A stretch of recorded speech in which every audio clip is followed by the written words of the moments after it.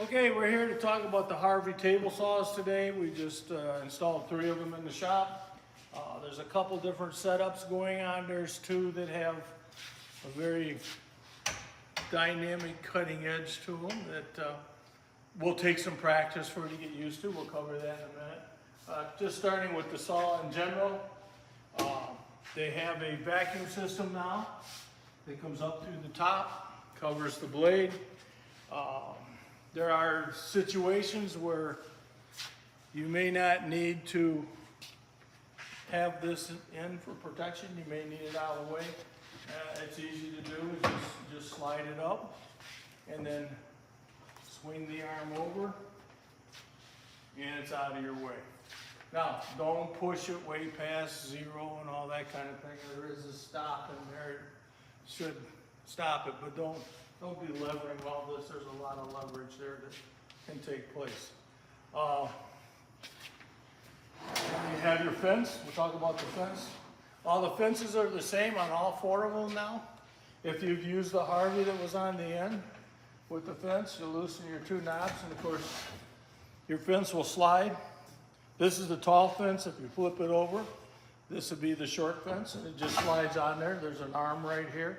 Like I said, the Harvey down there that everybody's been using, it's pretty much the same. It's just a little bit smoother operation than it used to be. You snug these down. Don't have to twist them off or twist until the color comes out of them. Just turn them down a little bit. Let it be nice. Don't hurt it. You have a window gauge here for your high fence or your low fence. So right there, we're 17 inches from the blade. So you kind of know what your cut's going to be. Now, while we're here, if you look here, there's this little red wheel. The red wheel is a fine adjustment. Look at this. You can go anywhere you want. And you see how easily the fence moves. So if you want to dial it in and you want to get close, okay. You know, it's easy to do. Now, to lock the fence, this is really challenging. Really challenging. It's really hard. That's it. That's it. There you go. You don't have to jump up and down on it or push it down or anything. Just put your hand on, just don't tire. You got it right there.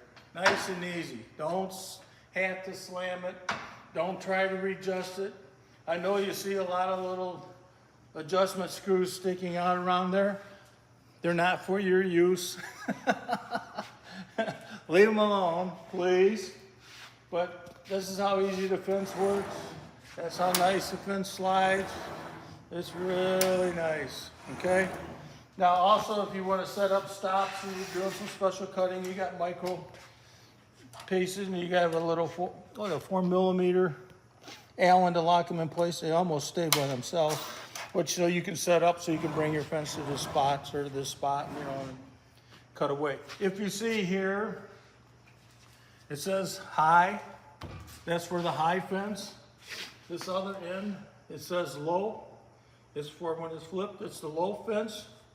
And when whatever side you're going to be using, whether you're going to use the low fence or the high fence, you have to move the tape.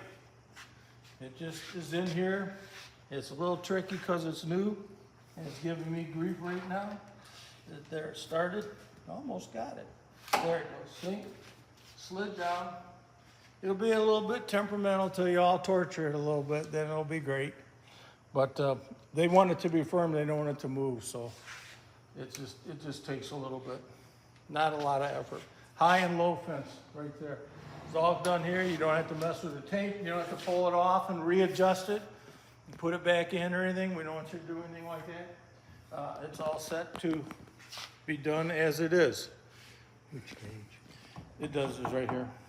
Doesn't matter. It's the numbers. Okay? All right, so that takes care of the fence. On and off, we used to have a big knee buster deal over here, you know, for that emergency stop. No longer. It's just small. It's quick. Start switches inside. One big change for you. You have your vertical is in the front.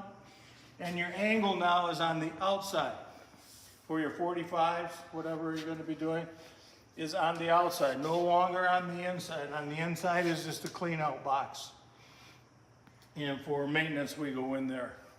But for you, you're just gonna be, the handles will be here on the outside. And it will work out. Okay, this is a, sorry Bill, this is a sliding table. If you reach underneath, there's a pin, you pull it down and turn it. This allows this section to slide. Okay. If you want it to lock, you just turn it back that quarter, you turned it to get it out of the groove. And you can do that. But you can have your boards in here now. You can set up any angle you would like to do. It's all self-explanatory here. It's easy to do. And it will roll and it'll do anything you want. The nice part about this is you can actually put 4-foot goods in here. So if you got something 4 foot wide, it goes just a little bit wider and will fit in there. You can do wider pieces, you can do angles, you can set everything up with here. You got an expandable fence here and everything moves around, so you can make it as big as you'd like it to be.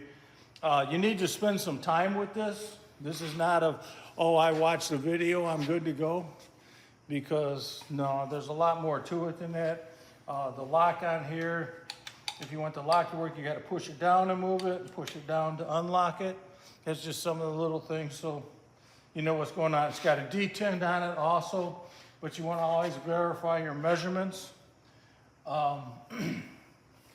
Do not leave something out and cut off the end, please. Don't do that. I'll show you on the next one of the problems you can have. Make sure everything is going to clear. It's coming through. It goes all the way out the other side. You're totally past your blade. So, gives you plenty of room to do this. Then you can come back and start over. Maybe you have something that's awkward and you need a little support. You need to get it kind of in here and you got a little support out here. You got something set up and you get it ready. But if you're going to use this to push it through, this has to be disengaged. You can't have 2 points making contact at the same time.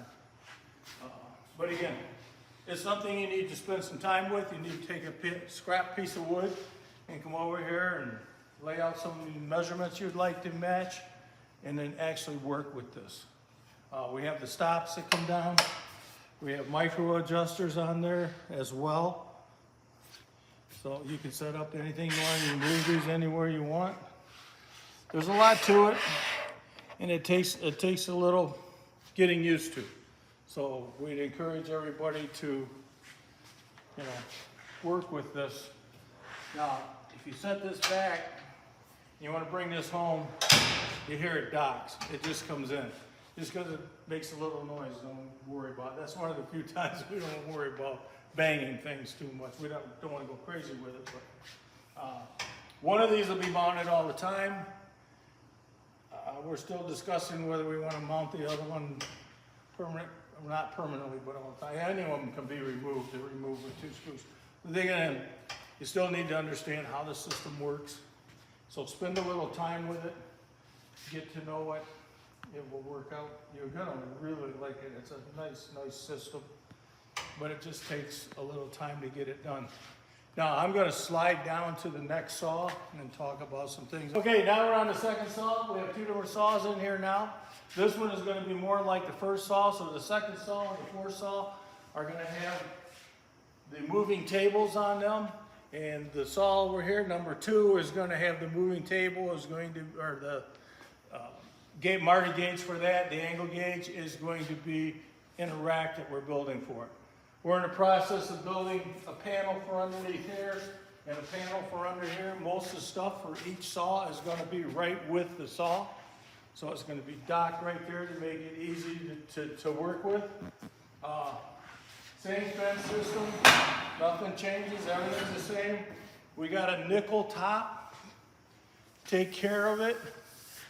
Don't try to see who can gouge it out first, but it's nice stuff. Fence all works the same.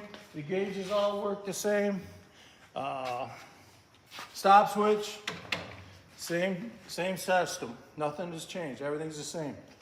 So we have a miter gauge. So if you want to miter off some cuts, you might want to raise it a little bit so you can see where your board is, and then you can go through.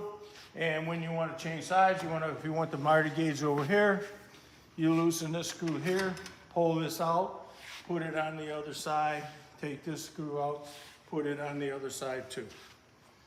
So you can go on either side of the blade with this. It has its own stop, has its own micro adjuster.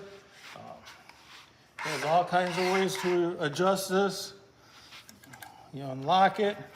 It can go to any direction you want to go. And then, of course, you can expand this also. Again, before you make your cuts, after you've set up, make sure that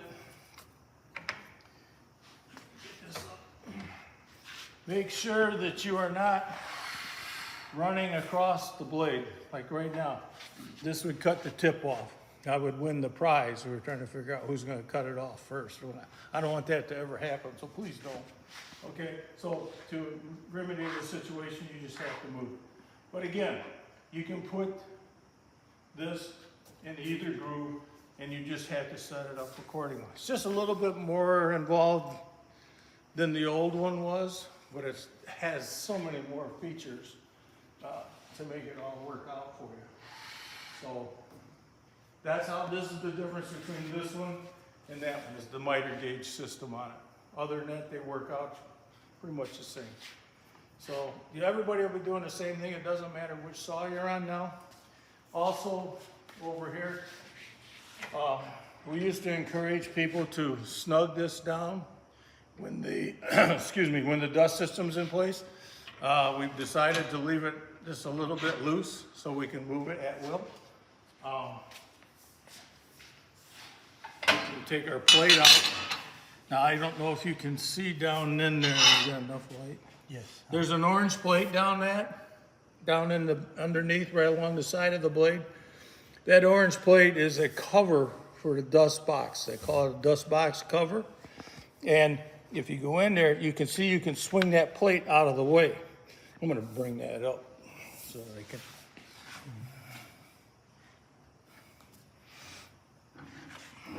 Get this up here for you. You can see it better now, Blue? Yeah. That's what Okay, so there it is. You see it's got a notch that goes around the shaft. You can push it in. It will not hit the blade. There are 2 stops on each side of this dust cover box, so it won't hit the blade. With that being said, it will hit a dado blade, so leave it open when you're doing a dados. Don't bring it up real close, like, oh, I can get it close.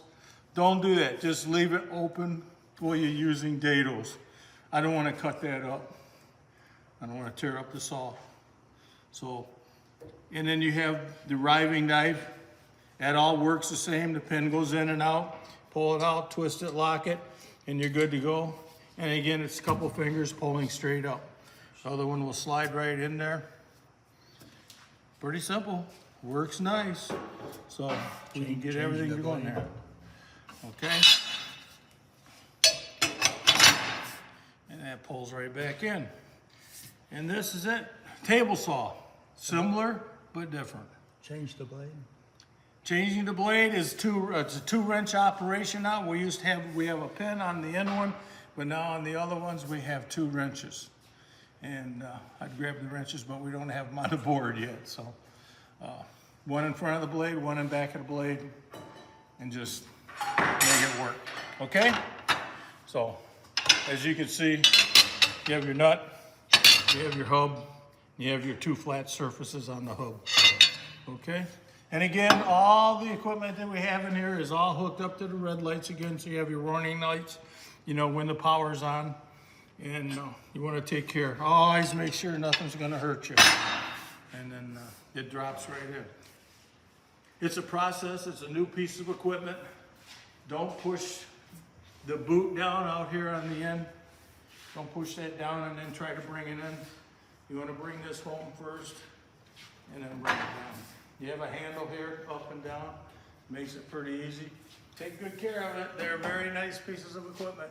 and thank you for paying attention.